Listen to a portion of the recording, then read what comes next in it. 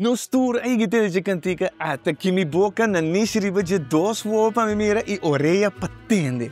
Pero que hubo se me bisabo que tinha uma orelha com nota patende. Eto pa come. Essa aqui tá é orelha. Comita pa piano dice. A hubo tava ta saco e nome original pa orelha. Tava ta orelha de Haman. Dinge vuki aqui, tasina o tasana. Nanta papel de orelha de Haman. É mansa, com mansa parecido na pastete.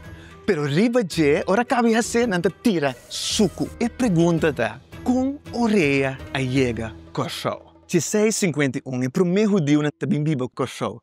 1659 é de duas olas de família também biba coxo.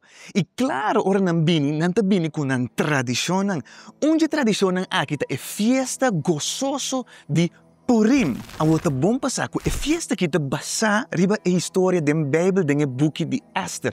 Então, da história que tem malende, seu nome é Haman. Haman a orquestrar a destruição do povo, pero durante a intervenção de Mordecai e Esther, a destruição havia salvação. Tava tem gozo durante a festa de Purim.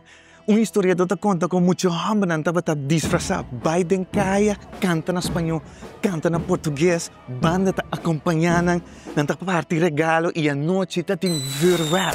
De uma maneira ou outra, durante o século medieval, alanta conceito de Osnei Haman, orelha de Haman. E essa aqui é coisa doce que não estava comer durante a celebração de Purim aqui. Então, o que museu aqui, que não estava para dizer? Orelha. E não te mira com uma combinação de sucesso da recbai quase 2500 anos de história, dentro de nossa própria história aqui na Kosovo, tem celebração grande de caia e ela lá atrás coisa doce que te aue não sabe aqui.